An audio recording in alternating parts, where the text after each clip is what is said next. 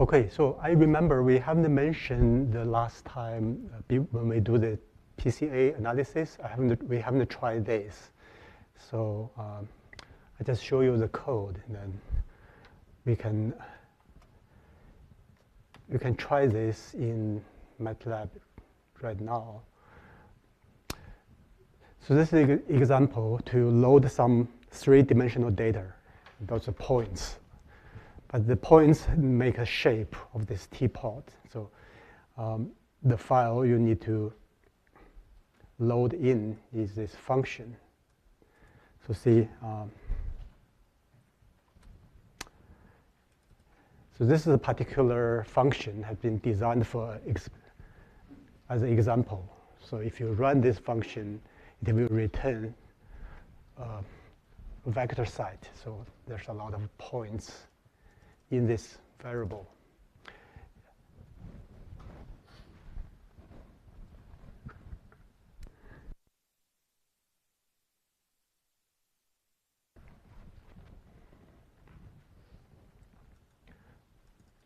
You don't have to name them as these words, but anything should do. Once you run this, it creates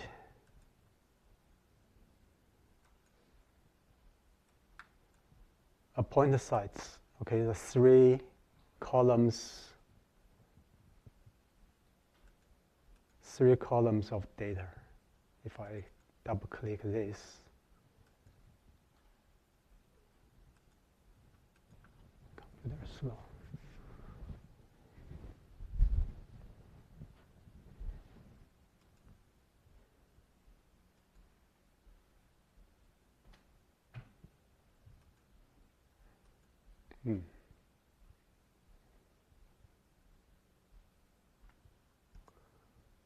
Let's come back. So there are 4,608 points, and each point is defined by three coordinates. So now we do this.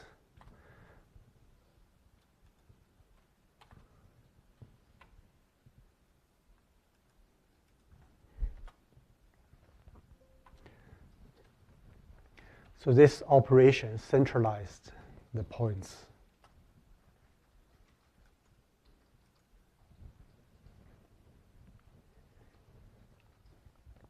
If you look at the difference between before and after centralization, the original, this is a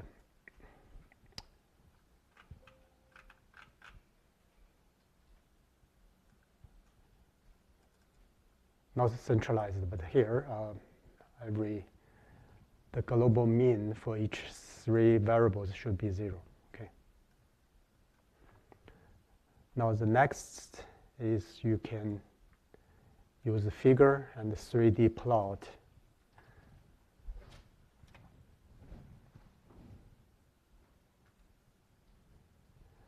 This is a scatter plot function, scatter 3. And then you put the first column, second column, and the third column of the data. Then you can see this so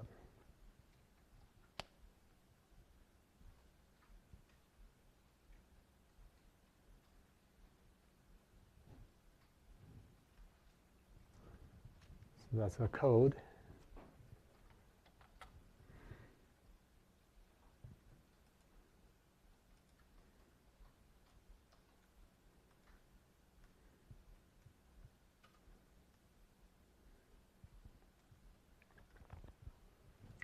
I hope everybody is okay with this operation. What we just did is just load the coordinates of 4,000 points and plot them into the 3D space.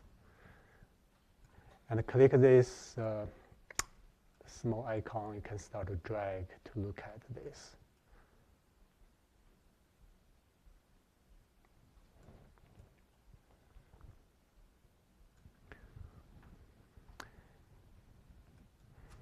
You can also plot 2D if you decide, say, I want to use first and second without considering 3D. So you will get a picture looks like this.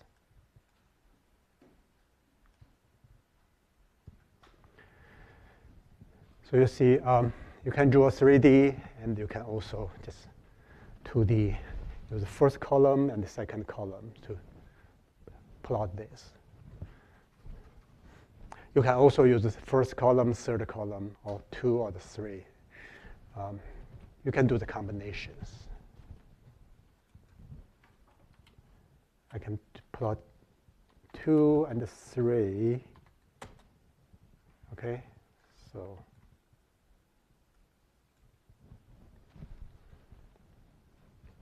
in some sense, you reduce the dimension of 3D to 2D. But this direct reduced dimension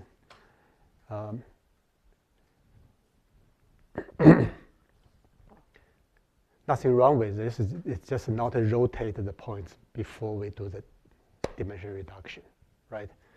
So you are given the angle which not the ideal angle you want to use.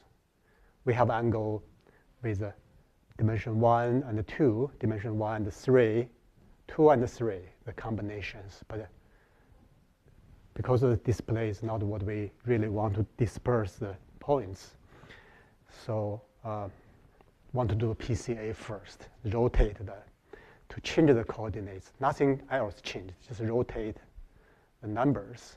And then we do the dimension reduction after rotation.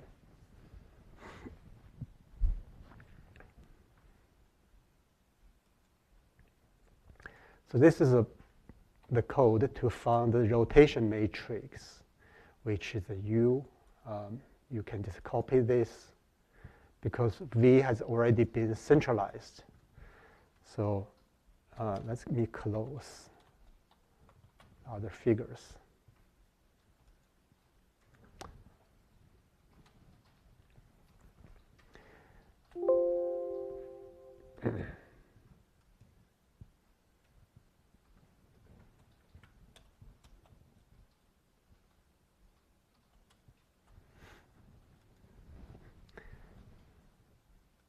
There's a hidden space here, so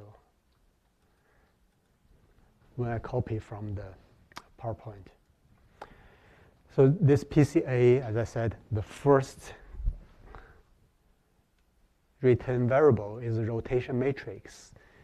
So what's the size of U, this rotation matrix? It is a 3 by 3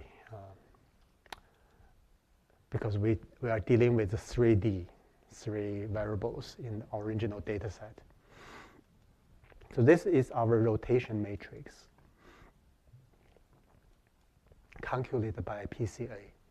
Now we can use this to rotate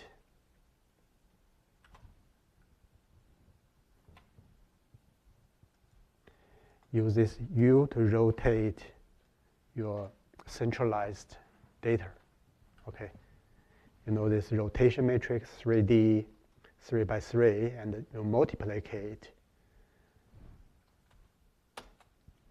to matrices. And the S1 contains the same information of your original centralized data points. That just change the numbers, give you a new angle to see them. So S1 is the result we want. If you look at S1, it is the same as a V. You know you can plot the figure before the rotation, right? That's a figure we just did before the rotation, and then if you use after rotation as S1. You replace this with S1, S1, and then that's the result you get after rotation.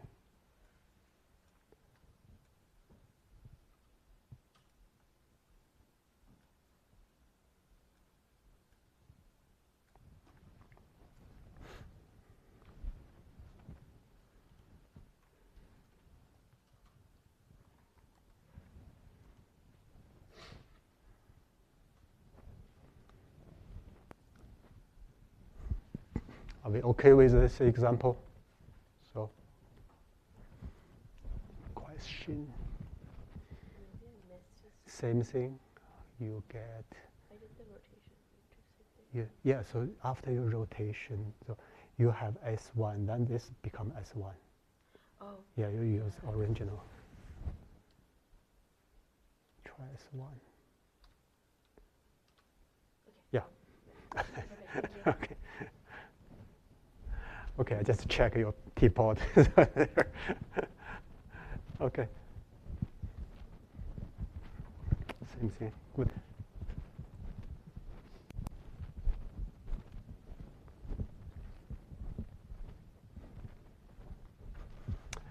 And the PCA function also returns you another S0. And S0 is so you don't have to rotate yourself. The function has been already rotated inside the function for you. So you can plot S0 as well. It should be the same as S1.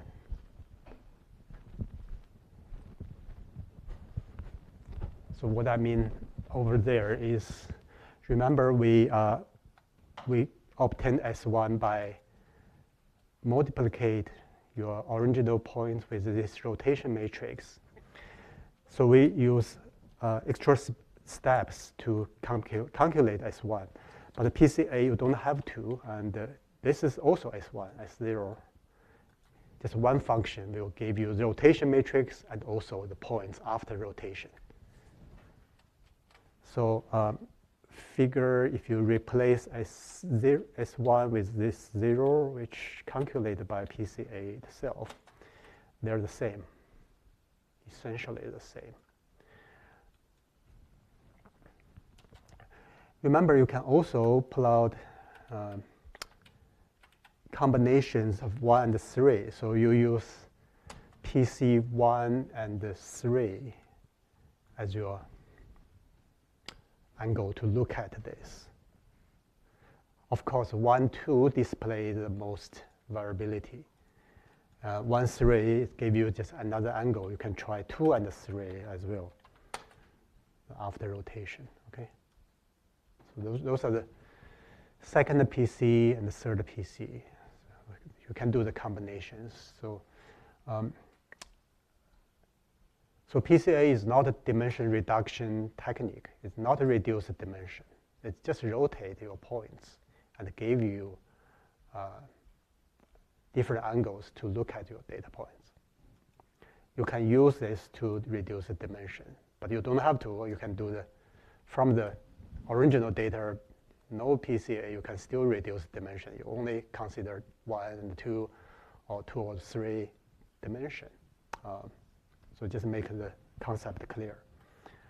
Okay, so any other questions before we finish off this? I just remember I forgot to mention this. And you can also add some noise, if you like, to make this more generalized example. For example, I still load the teapots, but with the coordinates, I add some noise. So the data cloud will not look like a teapot. It's like a globe cloud of random points, but you can get the rotation at the end similar. You still get this kind of first and second PC to show the data. Okay?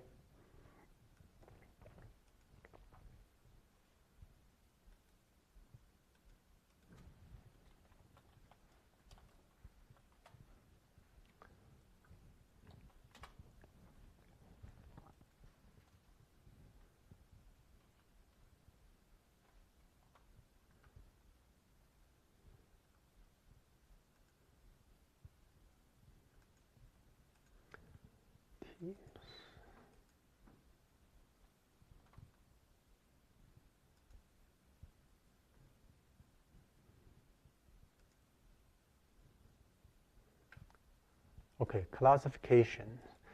So today we are going to play with the perceptron examples from the PowerPoint slide. And then I will show you some of the function in the neural network provided by MATLAB itself. Then we can play with this classifier learner. That's another application which has an interface, so you don't have to do the coding. Then we will use an example to predict, using X to predict Y. So this is a classification problem. You have age, height, diastolic blood pressure, and those variables. After you combine this information, you can predict, okay, this subject is male or female. So this is a typical simple classification algorithm. So we will show to train the model and then to test. Then we will have time to look at if you have two different samples from single-cell RNA-seq data. You prepared SCE objects. How can we combine them in order to make them be ready to compare? Okay. Then I show you the annotation, marker genes database. And then if we have time, we will set up a Python environment on your machine.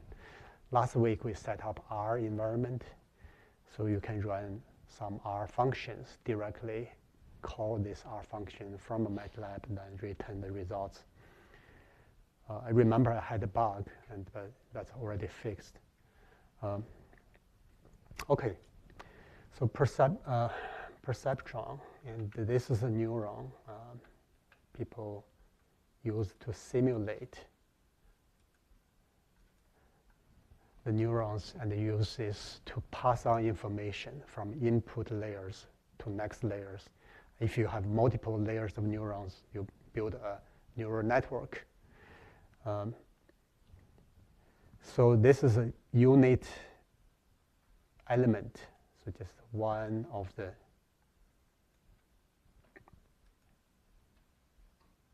many components inside a neural network.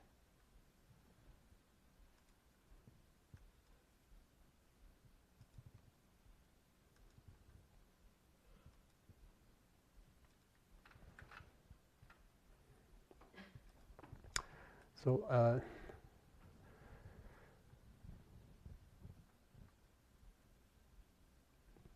so this is a neuron, okay? It contains, so this particular neuron will take an input. Let's see, we have the first input is a V, the first column. So this is our one of the training data. See V1. We have four numbers. V1 is, so I will put 1, -2, 0, and -1 as an example. 0, 1. Remember, this has to be transposed to make it vertical. So this is our input. Okay. So you have a first input. Your target for the neuron, the output is supposed to be, so we have one input,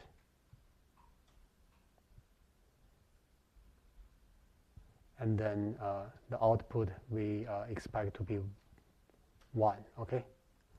So the out, so target 1 to be 1.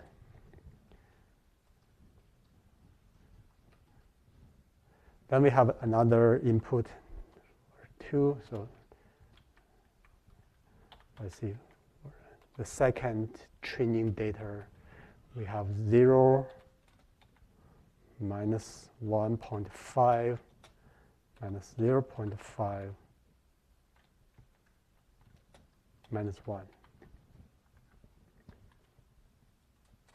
So this is my second column here. So I have first training data. I want to get the results after the neural network becomes 1. And the second becomes the target 2, still 1.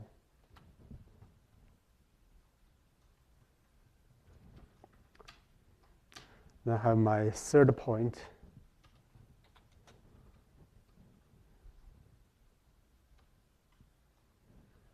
Minus 1, 1, 0.5, minus 1, transpose. My target of 3 is minus 1. So I set up a training data and also the expected outcome. So we have input, output.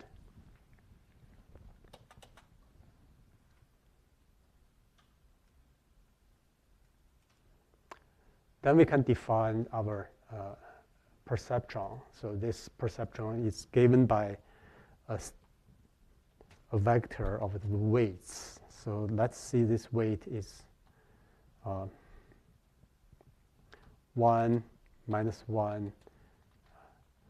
Let's see, do this 0.7, 1.4, 0.7.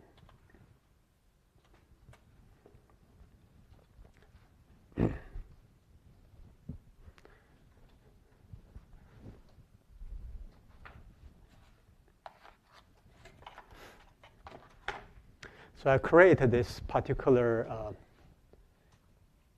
perceptron, take 4 inputs, and then weight them by these 4 numbers. Okay. 1.4, 0.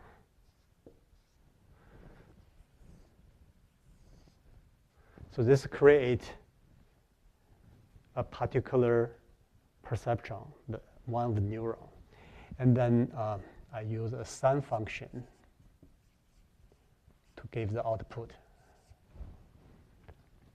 Very simple. So how this perceptron take the input? It will take the input with 4 numbers, because our input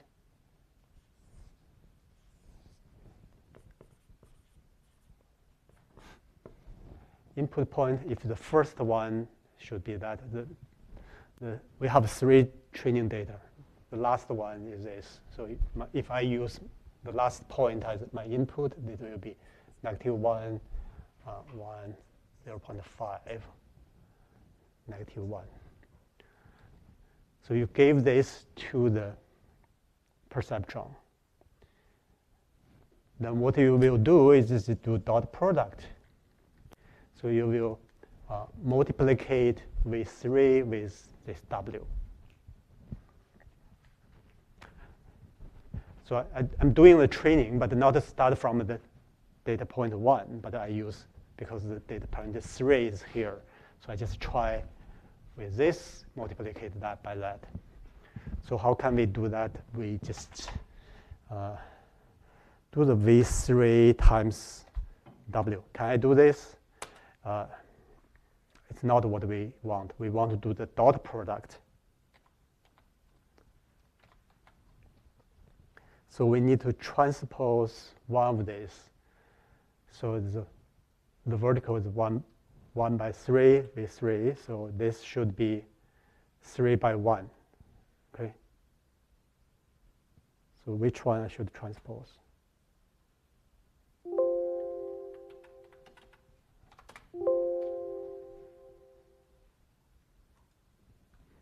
V3 is this, and the W, well, 4 numbers.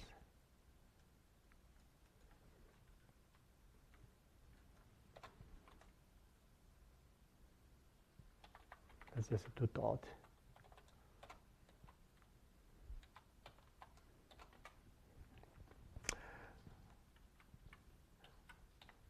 So because I cannot make this dimension works for me, I don't know what's wrong with this dot product.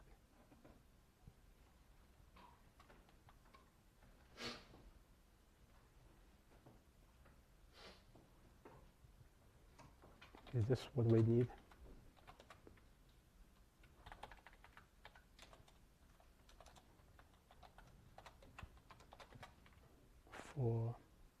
Oh, I need to transpose first.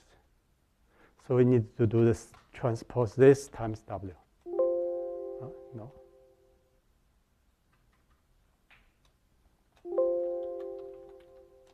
Size V3, size W, 1, 4. So I need to transpose both. Okay. So just to make sure you get the correct dot product. So the first column, make it become 1 by 4, and second variable W make it 4 by 1. Then you end up with this result. So this we are doing the dot product between these two and give 1.4, and then after sign function they give you 1. So let's see, our target is T3. So when you do the sum function, I will use dot. So they give you 1, and your T3 is -1, so it's not correct. Let's try the first variable. Is this, and the T1 is 1. So that's what we expected. Then if you do sine function for the first, then you give -1, so it's not what the target.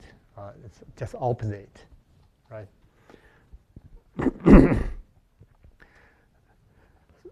So what I can do also is to put V1, V2, V3 together. V3 together.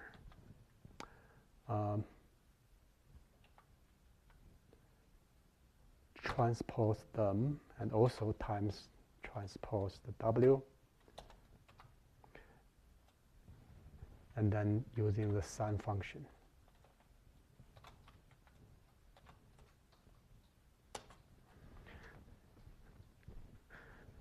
So what I did is I tried before is to use V3 times this to get your the number. I remember is 1.4. Then use the sine function. But now I just put all three together. Just do them once. You train 3 data set to compute the results at the same time. This gives you the wrong answer because our target was 1, 1, -1. So what you can do, in this case, you can change the sine function. But in more general term, we need to change the values inside this W. So remember, we had a W with these parameters. Yeah. Can you explain to what the values were for V2? So yeah, so we have V2 is this, right? So they're the same in here. So in here, 3V are put together. Oh, I see. Yeah, they're same. Yeah. So in this example, 3 input points are put together, so we can run them, and also 2 different setup for the neuron. W1, W0 put together.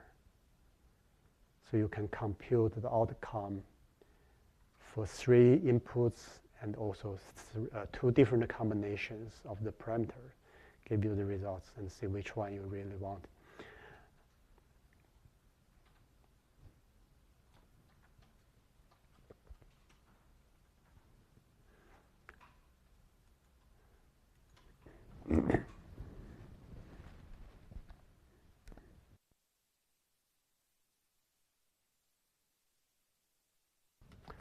Yeah, so it may still take some time, but to change the outcome, the outcome is like this. We can change the parameters in W. So remember W, the parameters are those, but if we replace those weights to to 1, negative 1, 0, 0. So 1, negative 1, 0, 0. And then if I run this, so the same structure, same perceptron, same activation function, but I change the parameter inside here by switch this to 1, this to -1, this to 0, 0. We will change the outcome by the same training data.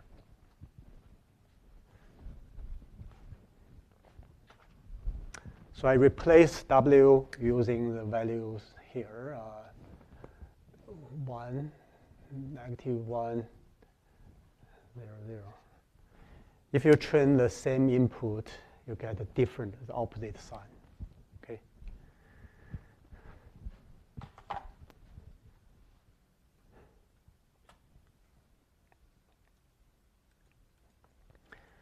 So this is just a small example to show you your training data, your expected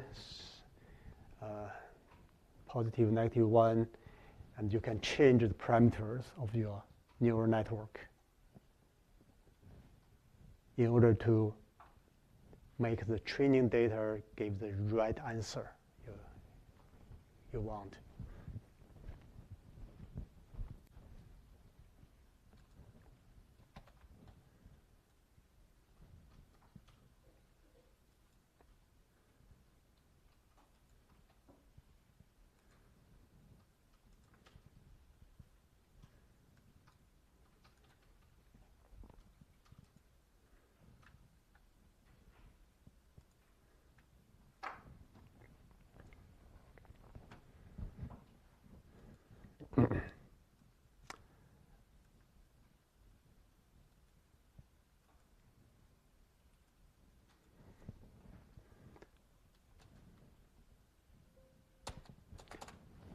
Now I gave you another example. So in this case, we have 4 points, which encoded in x2. There are 4 numbers.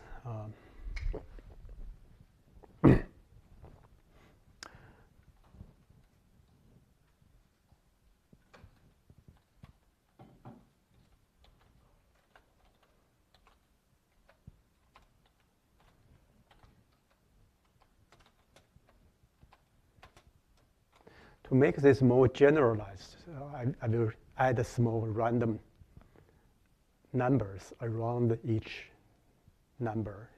Instead of 1, 1, 1, 3, 2, 1, 2, 3, I just add some random numbers and let them to become these 4 numbers. Okay? This is like a 2D space, 4 numbers. Okay? Clear? And if you use the same random number, and because the seeds are the same, so you should get the same number. I don't know on your screen. Do you have same number 1.8 as first? Okay, good.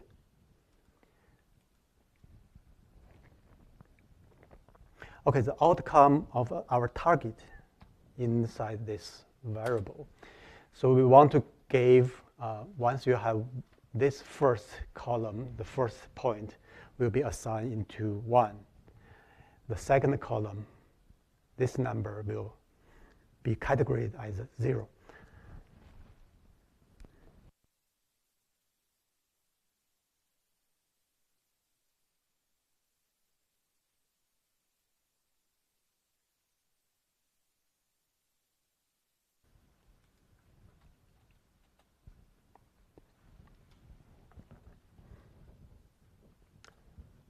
Is that clear, everybody? So our training data have 4 points, and 2 belongs to category 1. Another 2 belongs to category 2. We are going to train a perception, this, to give our correct classification. If I give this machine the first two coordinates for the first point, it will return 1. Give these two numbers, give 0. Give that number, give 1, 0, and 1.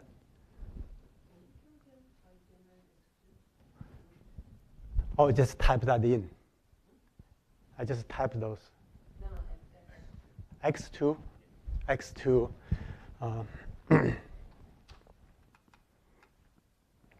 So I first type that in as 4 numbers, and then add a random.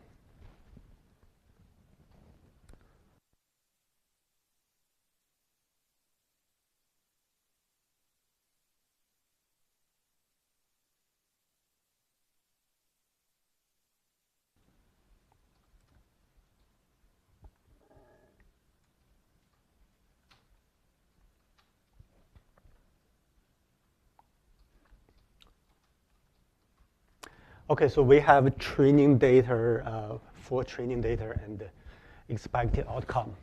And this perception will also only take 2 inputs. Okay, not as the previous example of 4-dimensional data, but in this case, it's only 2 numbers each time. Okay.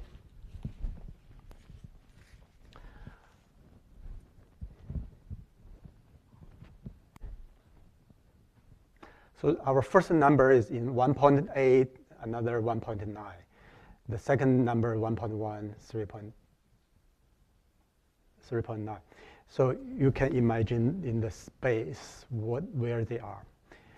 There's a function we can use, figure, plot, PV, I remember. So we can use this to plot the position.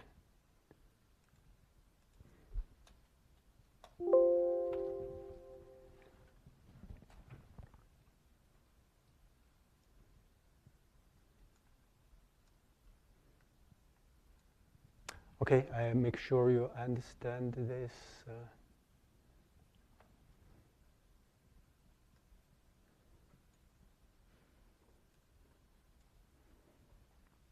Should be very hard for the.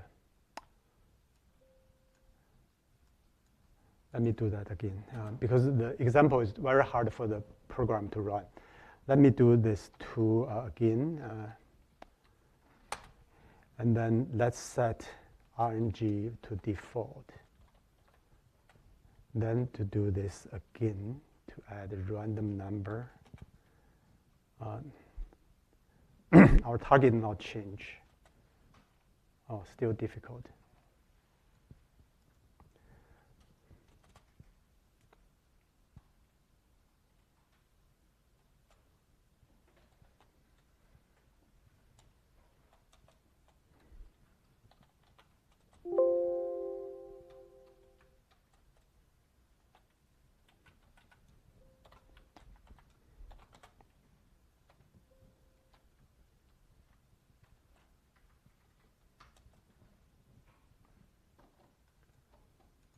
I'm trying to find a good random number to make this program easier because we only have 4 numbers.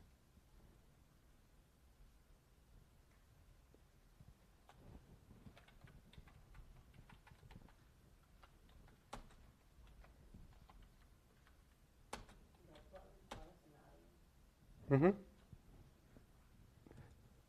Just give me 1 second.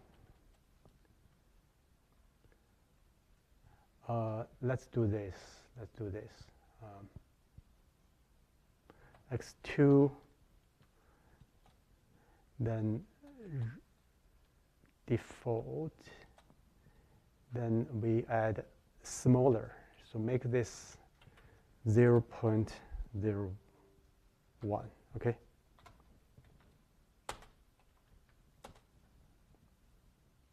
Still very hard. Let's do this. I want to put this 1, 1 position.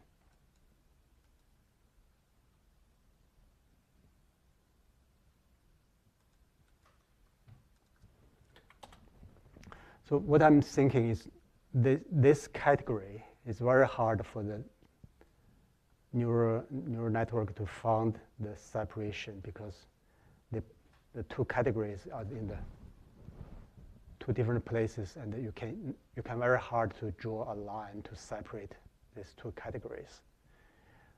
So I want to rearrange my example data to somewhere which these two are close to each other. So I will replace my 1, 1 position into say 2, 4, 4, 2, 2, 4. Okay, let's do this. X2, my target, 2, 4. Now it's easy to separate. You know what I mean?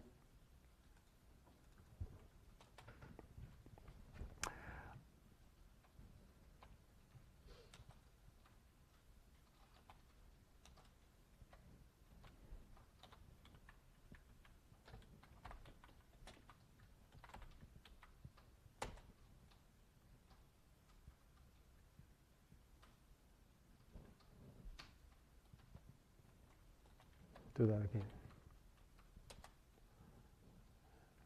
ing default without times this, just random number in their figure. Okay, this is easier for the machine. Okay, so this is our final coding. Let's see.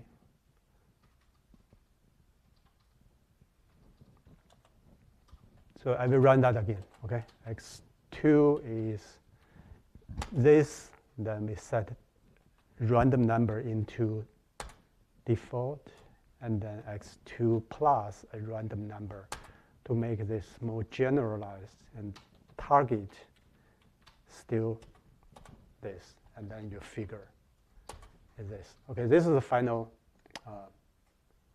figure you should have.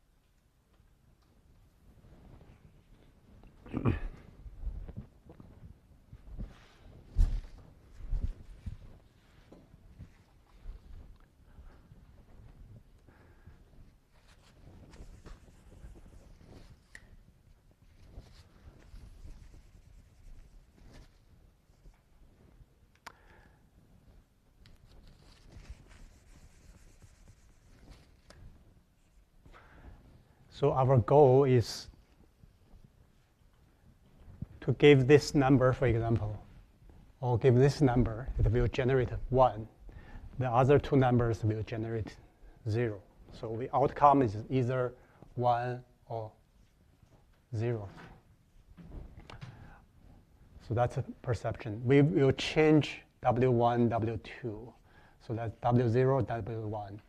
We will change these two numbers in order to let all the 4 inputs, so you have x1, x2, these combinations correctly give you the 0, 1 answer.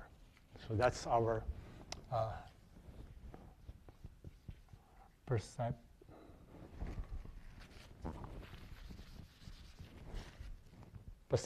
Okay, so we use a function to do this.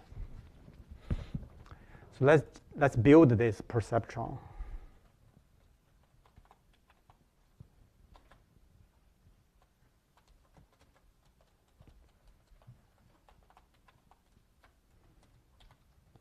We call it network, okay? So this is a function in the neural network toolbox. It provides this very small device which contains this number. It has not been trained. If you look at the parameter in the net,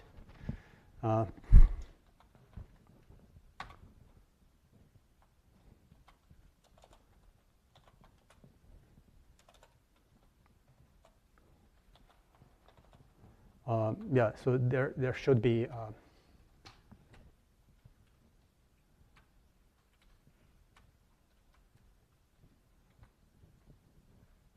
it has not been trained, so not ready to take anything yet. But we can do this as a training, and you can train the net by doing train net, using your x2 as input, t2 as your target.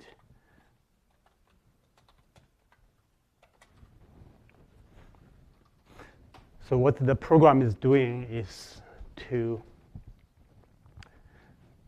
still busy and working on this to guess what's number it should put in these two places.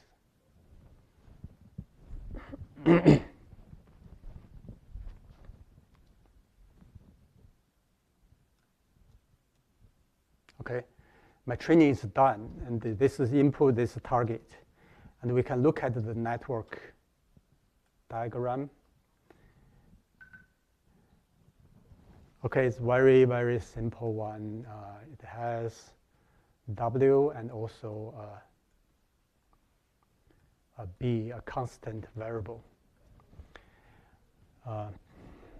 So when you have this input, in our case, it's two numbers in, they will start to multiply with W and add this constant and give you the answer 0, 1. Okay.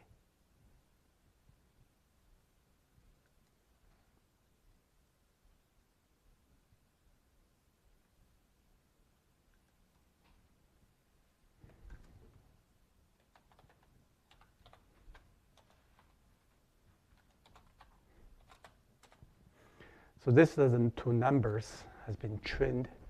These two numbers have been fixed after training. So W0 equals 2, 8, W1, 1.8. After we train this model with the four numbers, with the expected output of 1, 0, and the network generate the trained parameter, only 2, okay?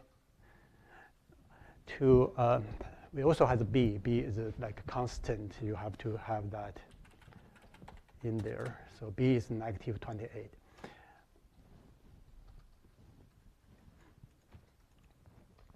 So for our simple example, these numbers have meaning, and we can plot them out, as we can show the meaning of those other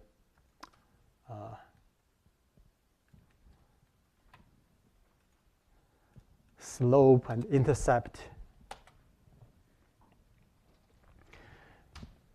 So those parameter, the geometric interpretation of those are the slope and also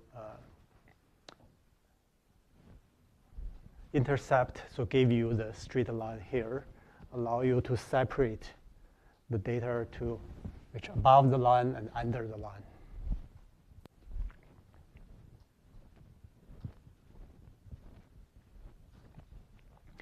For more complicated neural network, once you have multi-layers or high-dimensional, you won't be able to plot this very clearly, give you the explanation.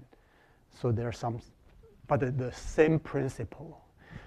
The combinations of these weights, weight your input variables, and give the activation function to decide, to give the values to classify your data. So I had some struggle to put those points, because if you have to write a circle here and in the diagonal position there another category, it's very hard for the algorithm to find a good separation. So in that case, we need to use some nonlinear classifiers. In this case, it's linear. It's just a straight line can separate your points.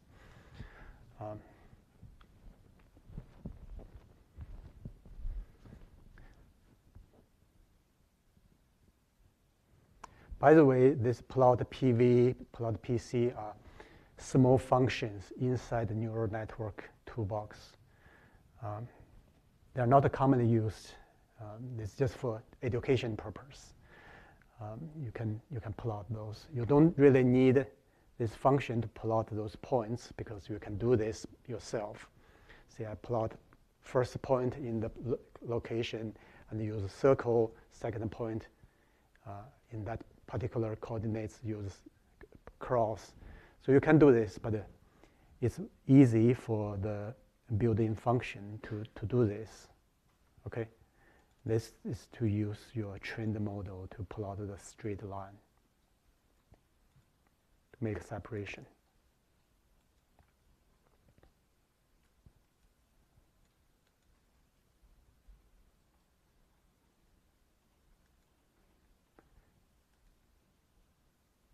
So any questions for this part?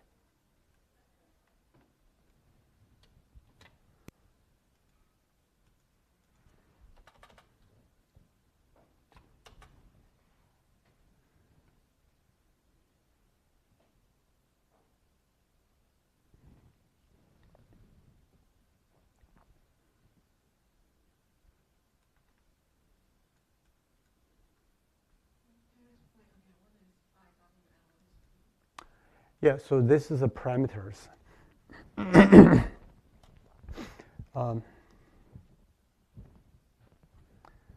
So those are the parameters in the neural network. So you have net, let's see, before training. So without the training, what's happening?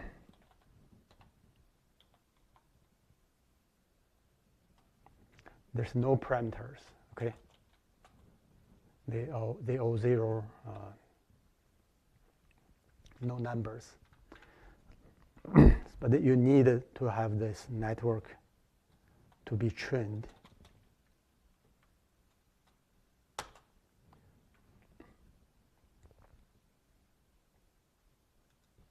Then you get these numbers.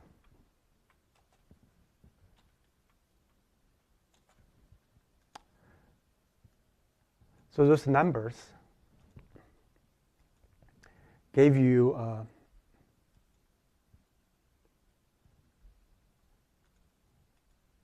show you this, should be this one.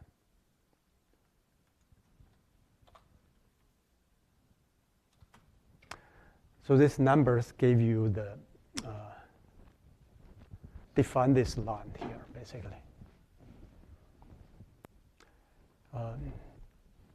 It's a slope and the intercept.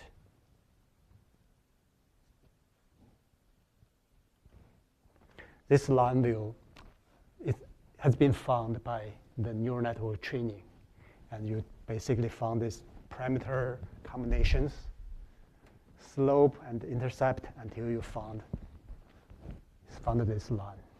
This line can separate the input-output into two groups.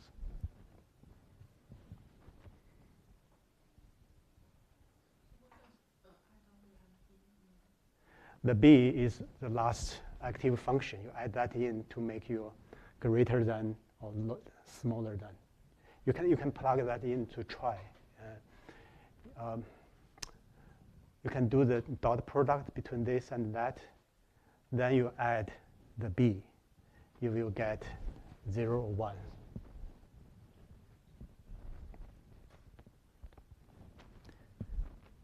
So if you look at, so this, again, this is not a good example because there's no way to use a straight line to separate these 4 points. Okay, in this case, we need to bring up nonlinear classifiers. I will show you after the spring break how can we deal with this situation. It's relatively easy for this case because in this case we can find a straight line which goes through here, okay, to separate cross and circle into 2 different categories, 100% correct. In this case, you have to tolerate some misclassification. You sacrifice one of the accuracy, one of the points.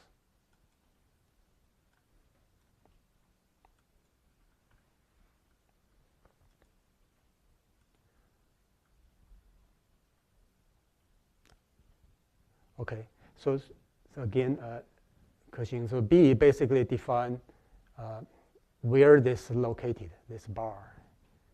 You do this multiplication dot product with W, and then your scalar, the value you get, need to have a cutoff to make it 0 or 1. So basically you put a place to cut your point after you run this dot product.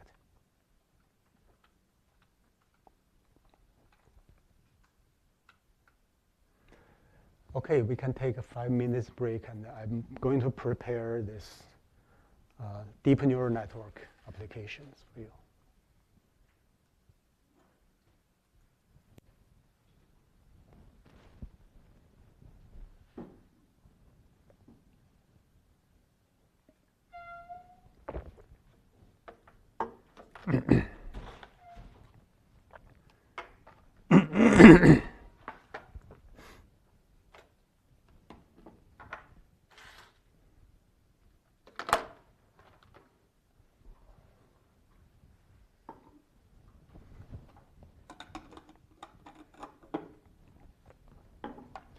Do you have a web camera on this machine? No.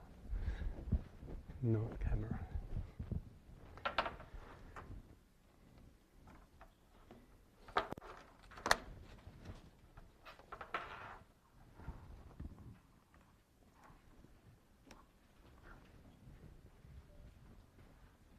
Mm-hmm. So I haven't been able to use anything that you were doing with perception? Yeah, so you need to install this. Yeah, but I need administrative permission. Oh, yes. So I'm just going to take it upstairs. Yeah, you can do that, yeah.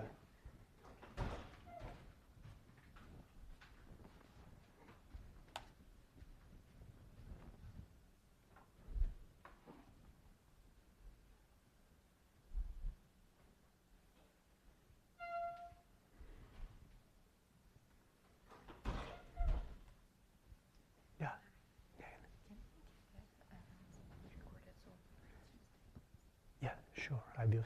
Yes, no problem. There's a link. Then you found not only 1 week but the previous week.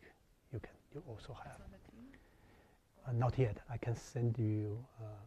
I will put in the team. Okay. Yeah, good. No problem. Okay.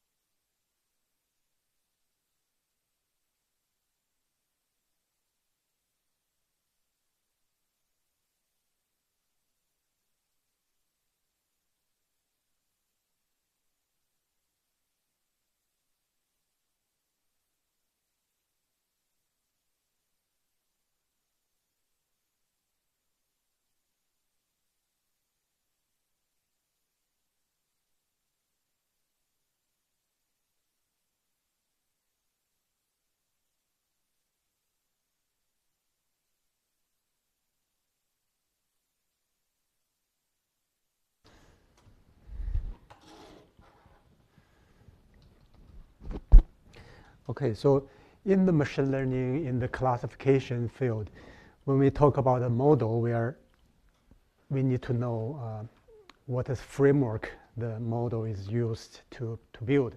For example, it's a deep neural network. Then another essential is what's the parameter in there. So if I'm giving a model, so I will say, okay, how many parameters in your model? What's the framework?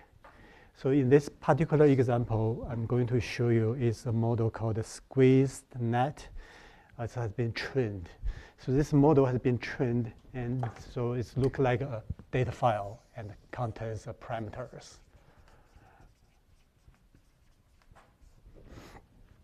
So those parameters are just W, okay, the set of special W. And then if the neural network, then it will take the input. So you vectorize your data, it will give you the labeled output. Labels output. So this particular example is a trained model which can classify the pictures. It has been trained with a lot of pictures. So in this application, I can start with my webcam. So this is because I have the webcam in my laptop, so I switch to my laptop. your machine does not have webcam, so you cannot use this application. Where I use webcam to allow the camera to take pictures, and as input, this picture will give the frame to the input layer. There's a vectorization function to linearize this as input to give this net. So remember that previously we use one neuron perception as a net, but this net is more complicated than that. There are multiple neurons and the deep neurons as well. So now I can run a loop, let my camera to capture image on time. So anytime you give an image, it will give you the title of the label of your image through the classification, check the net, and give the input, and the classified gives the label. So I'm going to try on my machine. It wasn't very good, I can tell you. So I put this code here and stay away from my machine.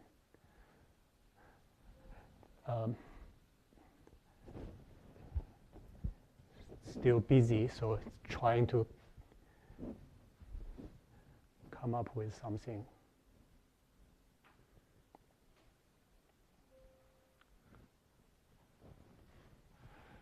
So this is an infinite loop. It's always running until you press Ctrl+C to stop it. Yeah, so this is still running. So this is the camera. Camera is taking the image here. So now I'm going to give an object. I hope this works. The label. If I give this here, tick.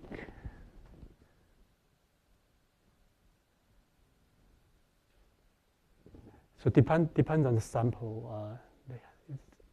Recognize as a hammer. Or you see the title changed. Depends on rubber eraser. Do you have any better object? A banana will be definitely very good to play with. Yeah. So depends on your input. It determines the output, the label. I don't have a good one. Yeah.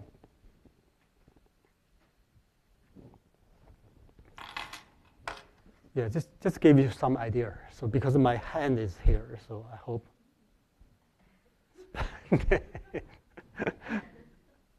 Gig up.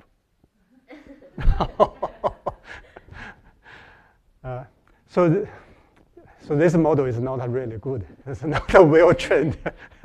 It's not a trend, at least in this situation. So, yeah. Maybe different color of this pen again. It's still considered as. Pencil may be better, I hope. But my hand is there, so that's always a problem.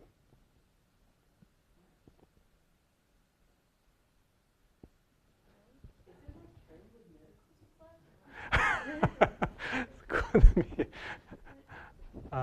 Just one more thing, and maybe we finished. This should be a good one. Because I can hide my hand behind lotion stringer. Yeah, maybe you're right. That's, I mean, so just to give you an idea, okay? So it's useful to have the trained model because you can use it, okay? Same thing as you can download the trained language model, large language model on your desktop. So like DeepSeek, you can download a DeepSeek model. The DeepSeek model will become a chatbot, and you can discuss questions and ask questions to it.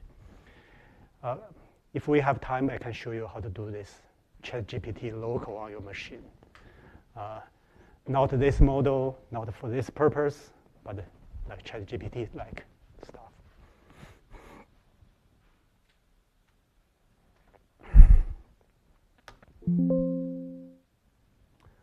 Okay.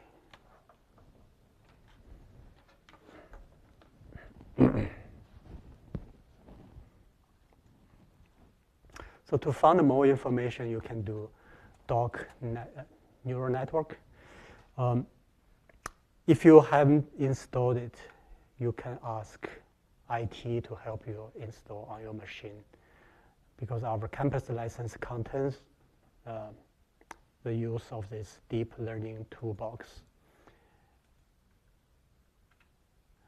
The example I just get is from the Get It Started. Then the one I used is try deep learning in 10 lines of code. Is this one here.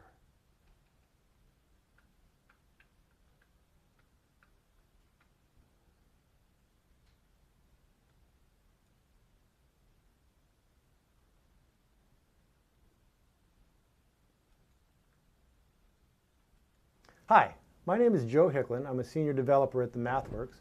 I've been experimenting with deep learning with MATLAB and the Neural Net Toolbox. I've written a simple little program that does something pretty cool. I'd like to show that to you now. What I've done is I've taken a webcam and attached it to a neural net that recognizes images. So now I can point the webcam at various objects and it recognizes it.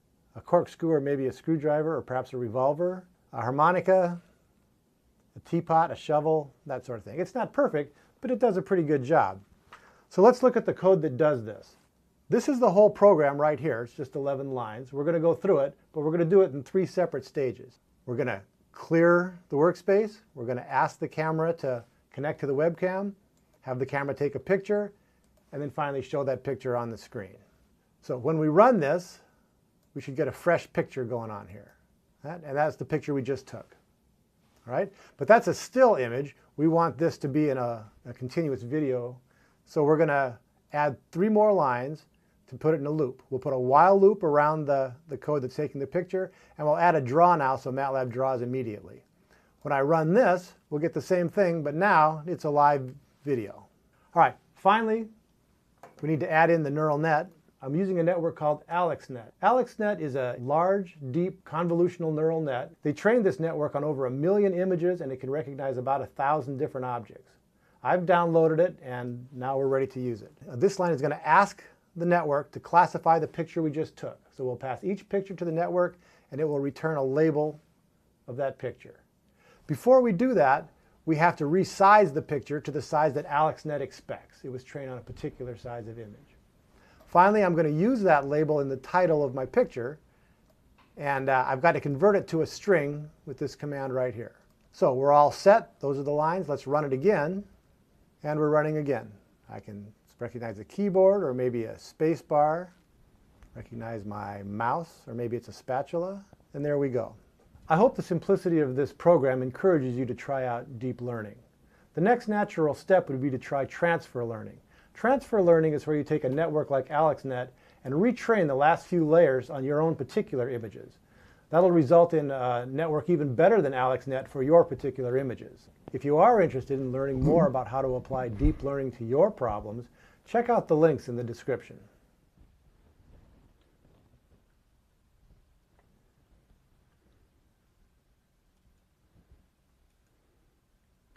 Okay, so this is part of the using the trained model, and then you can do the classifiers.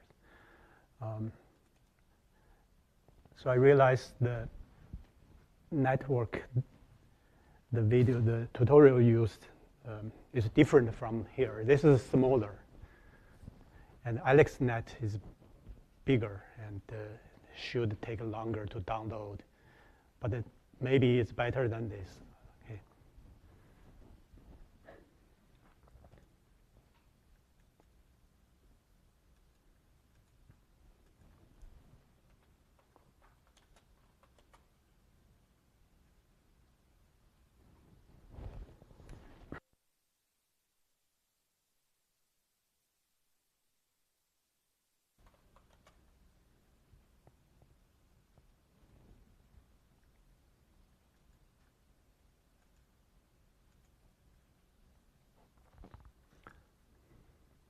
So there are also another sections you can explore yourself. For example, rather than using the code, you can have an interface. It's called a deep network designer. This designer allows you to have the interface. This have predefined structures of the network you can borrow to use. Or you can design from scratch, and how many layers, and each layer how many different functions, and to build your own network. Then if you have a good training data, you can load that in and to start to train the model. Yeah, so this is a MATLAB solution for the neural network. I know people familiar with this framework can do really good job. Of course, most of people using Python and using Topatch, using TensorFlow to do the same thing. There's not maybe more convenient in Python world because majority of programs are using Python to do the job. But essentially, there's no much difference. Okay, in our agenda, next we will use classification learner. So let's copy this. Let's copy this piece of code to prepare our input data. So this input data is from MATLAB built-in examples.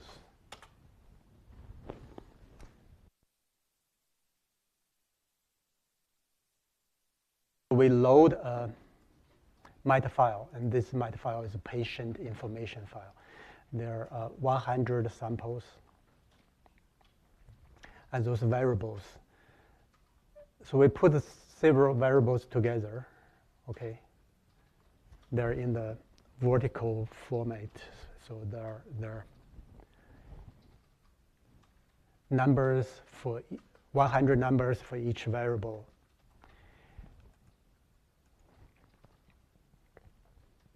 Then this is x, so we want to use x to predict y.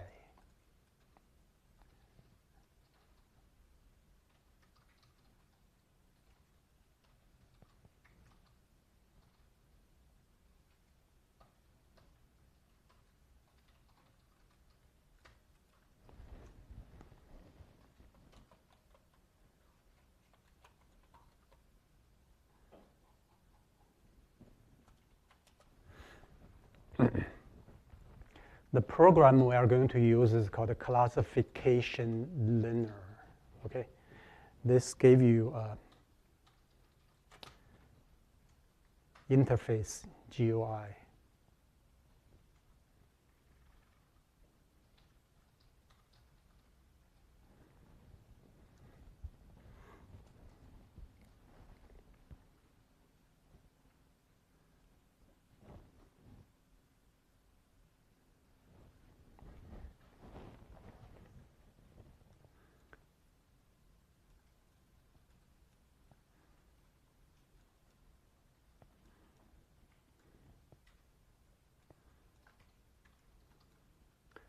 Okay, so this is the interface.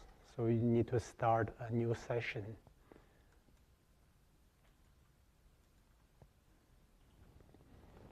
By loading the variables, okay, your training data from the workspace, because we have already loaded the files into the workspace.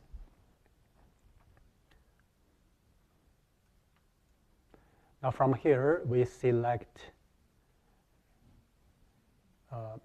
input dataset variables x, and then you have from workspace, select y. Okay, so we are preparing the training data. The big X contains multiple variables, and the y is with the label we want to predict. It still take long to run. I accidentally Learner. the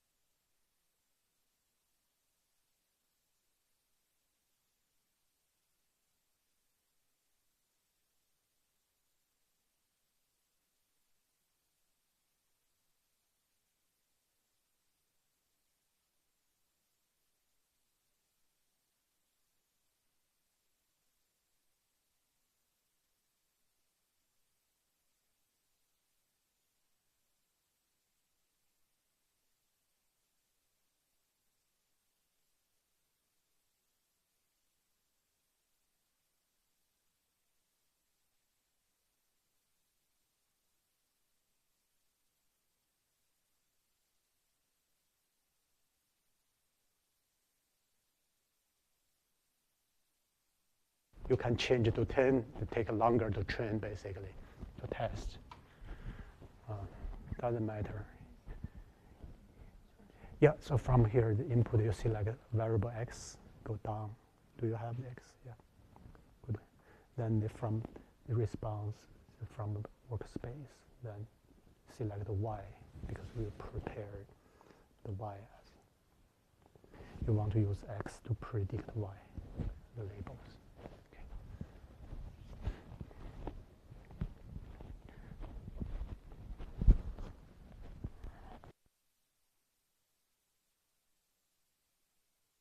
So for now, you just need to be conceptually clear what you want to do. You want to prepare the x variable, and you have a labeled y variable for prediction.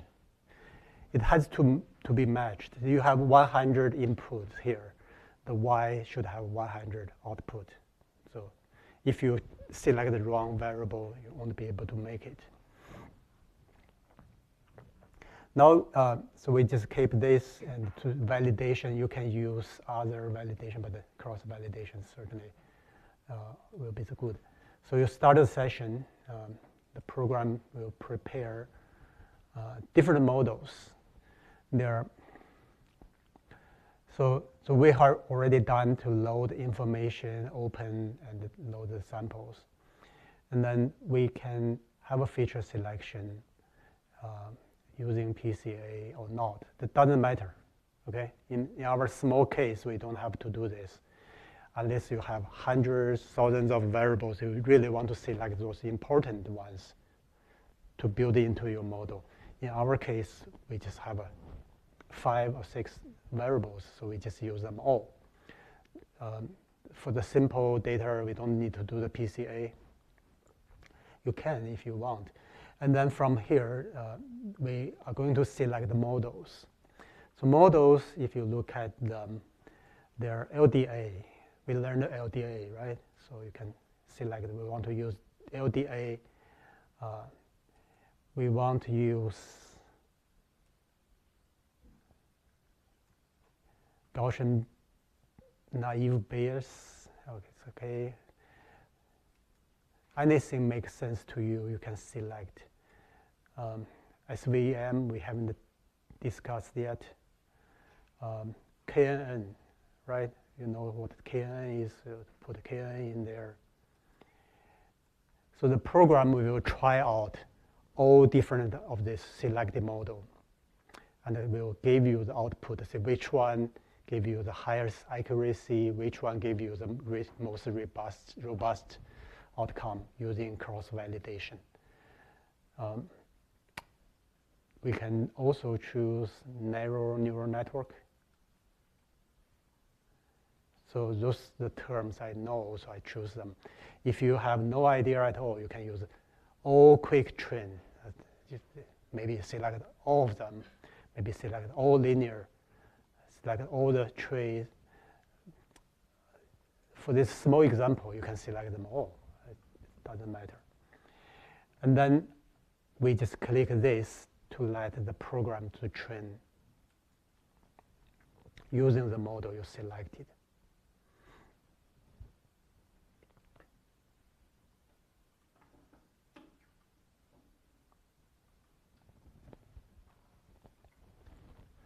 Again, what the training means here is to take the input, then change the parameters of the models to give the output.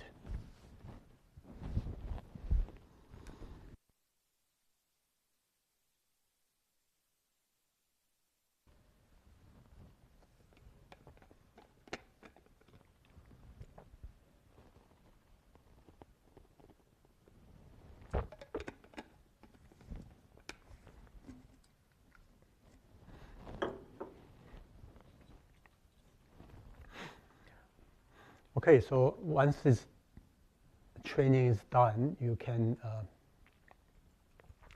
click through all this model has been trained and look at their accuracy. Okay, so this is 100% neural network. 100% means you have 100% true positive, 100% true negative. If you think male or female, positive, negative. So there's no misclassification, 0 errors. If you have some numbers in this coordinates, in this quadrant, then you have some false positive, some false negative. In our case, neural network gave you 100% accuracy. So we didn't use PCA, didn't rotate. You can also report. There's nothing you can report. Let's try KNN. KNN have a misclassification of maybe 2 female and been classified as a male. So there some false negative rate.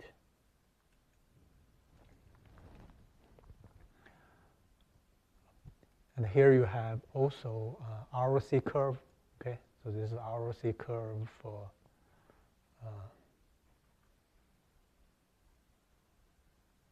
this model. If you look at neural network, the ROC model curve should be 100% accuracy. So this is clearly the best results. So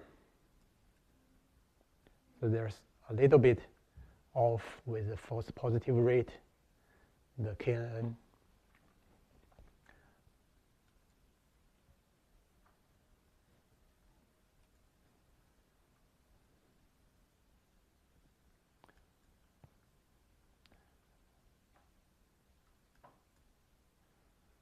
If you run them all, you can see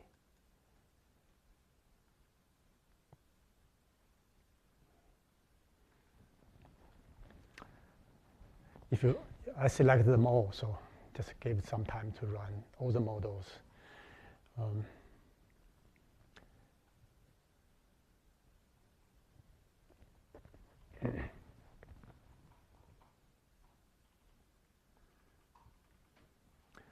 They're allowed because each category of the, for example, neural network, there are some sub-models.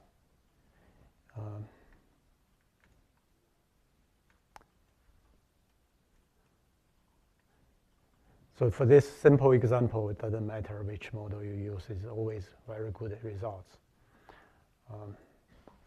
But for real application, maybe one model better than another.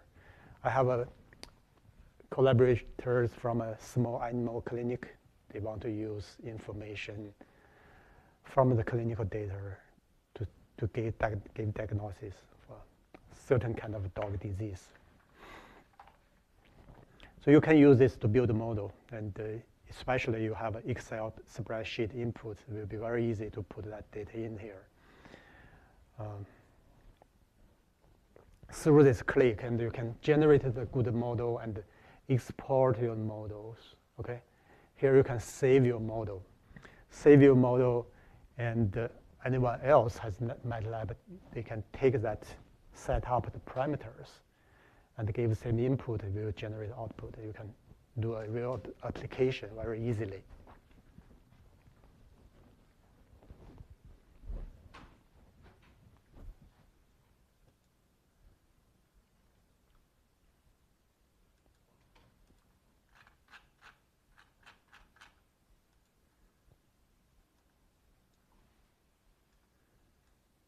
Any questions for this part?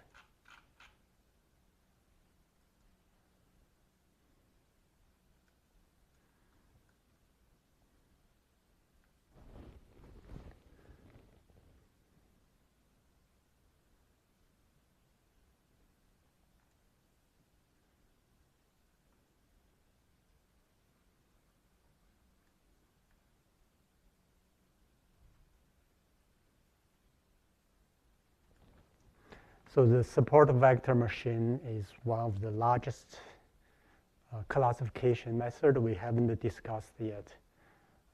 So this is good for if you have nonlinear problems.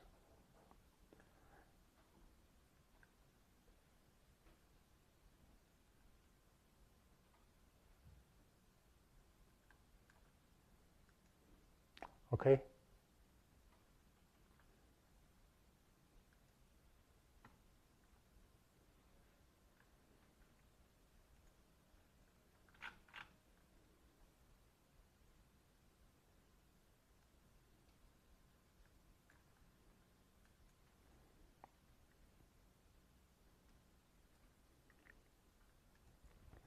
Okay, so let's see what's on our agenda here. So this part is we are going to merge two SCE dataset.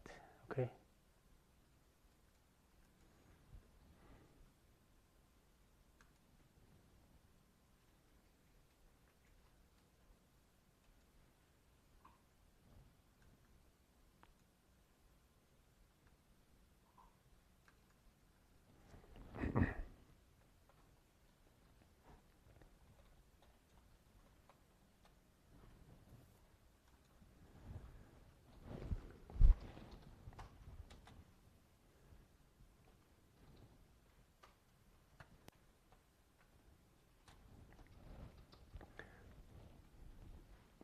So I'm going to prepare the first dataset and save it in the hard drive, then prepare another one. So in this case, I'm going to use geo database accession number. Let's type this in 47. So there are GSM 3308547. So this is our first sample.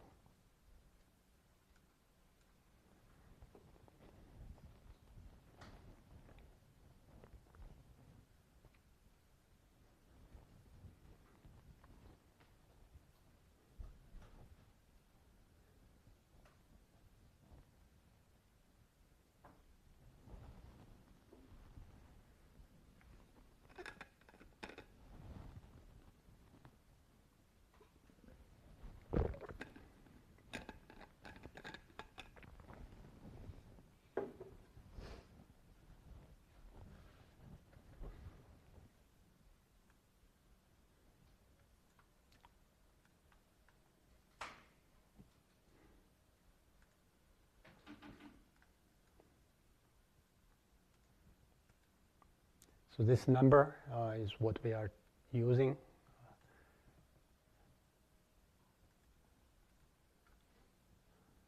Let me show you the number is, this is the first one, okay?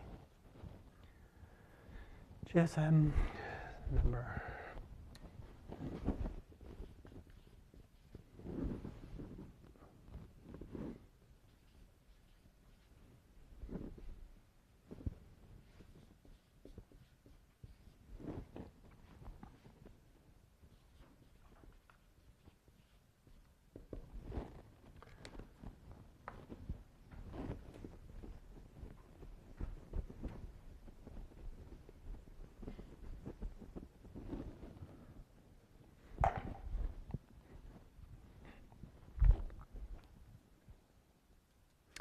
Then I save this into a file, and then it's called MAT file. So I gave the ID will be given automatically.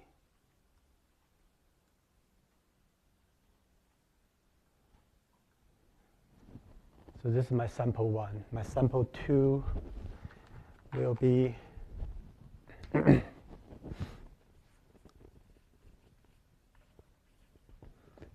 GSM 3308548. Okay.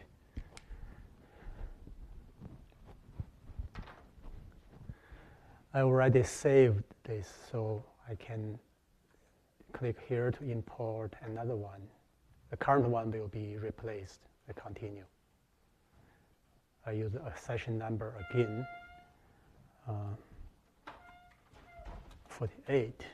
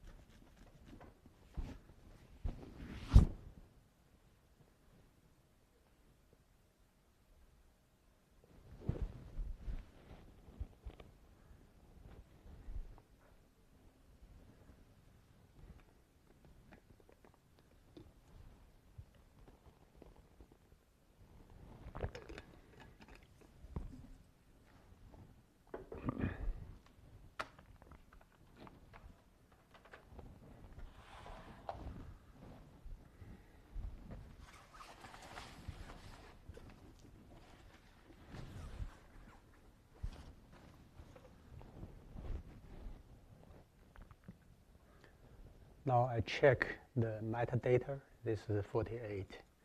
2 different samples. Then I can save this again by click this save button and save to the hard drive in this folder here.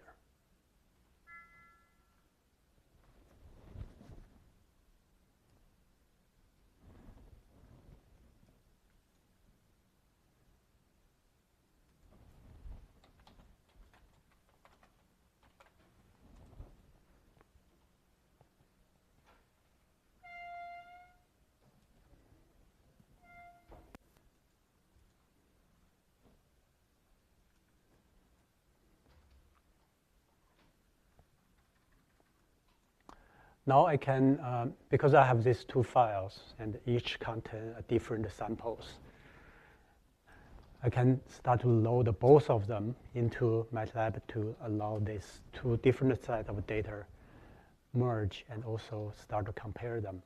So I can click this import data, and also this current one will be replaced, will be discarded. And then from here I see import. I see data from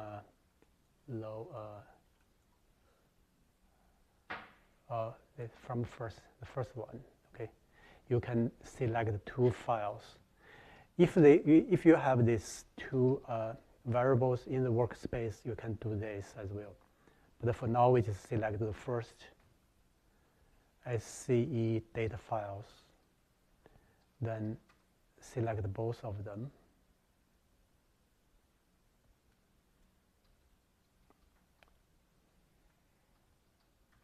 Will be merged. Okay, so this is, you see, yes. So we can merge it by look at the intersect of the genes.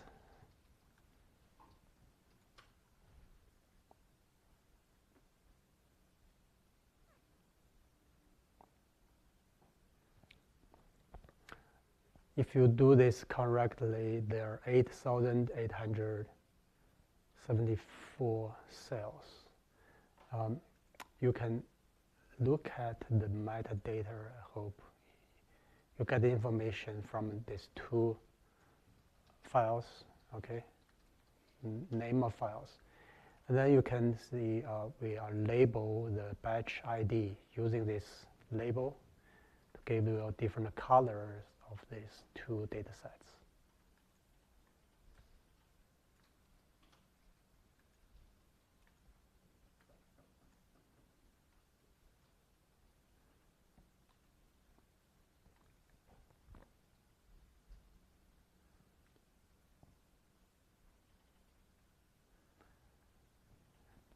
Now we need to rename these labels by click this edit, change the batch ID, select the first one, change to 47,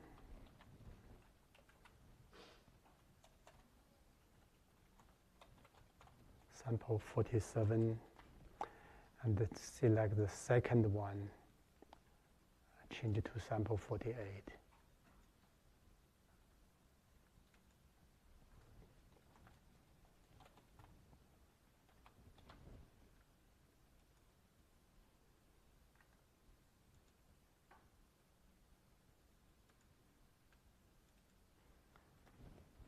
Okay, blue cells and the red cells belongs to different samples.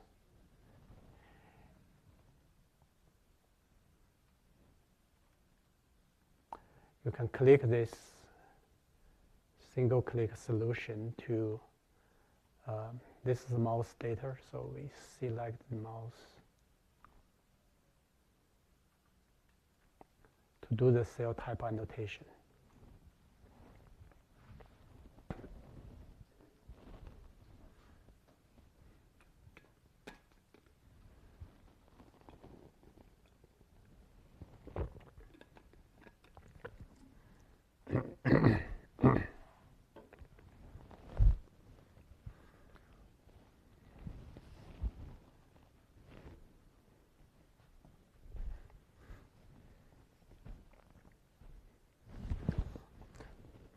Let me know if you need help. Can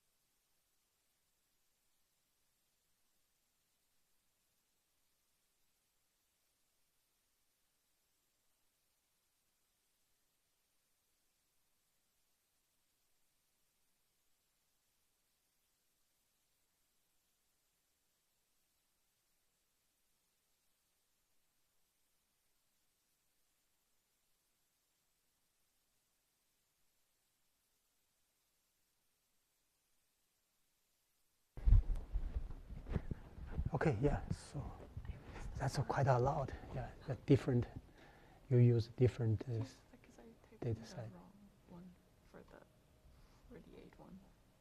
Oh, so that's different.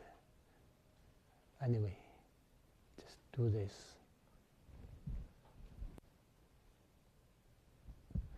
Yeah, you may get different results because you load a different data set. But that's okay. All right, I think that's all we need to know. We load 2 different samples in and annotate them together. So now you have data sets and also annotation. You can view, you can label the cells by batch ID, so you know, okay, those cells from this sample, write the cells from 48, and this is from this 47.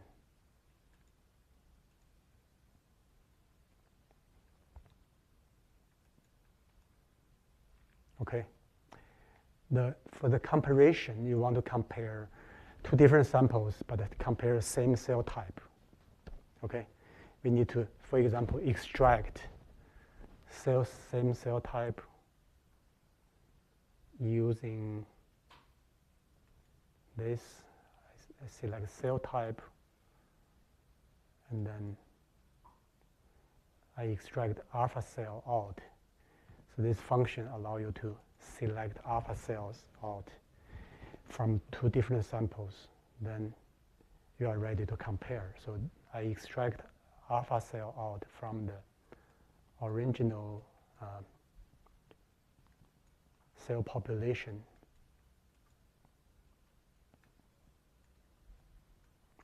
If you look at this, these are the alpha cells. If you label cell type,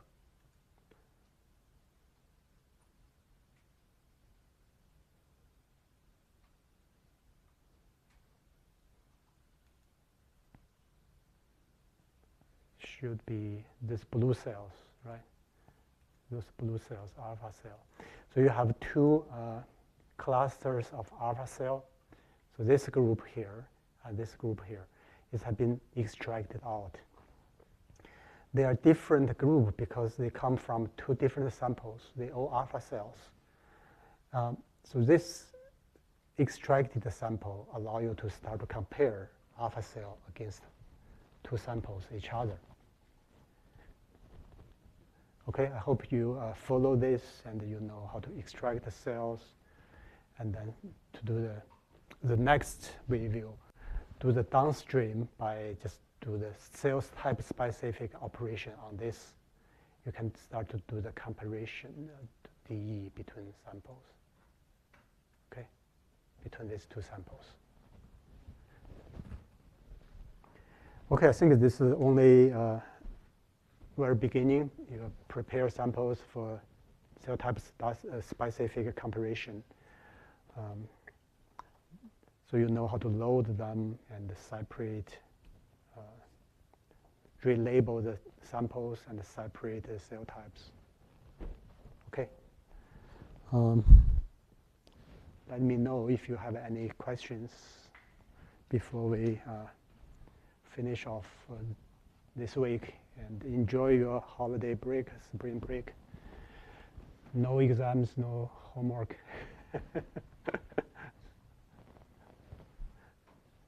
I will send out the link for the lecture videos. Some of you missed the class. Mm-hmm. Here you said that to be perceptual, so what This is a prepare untrained network.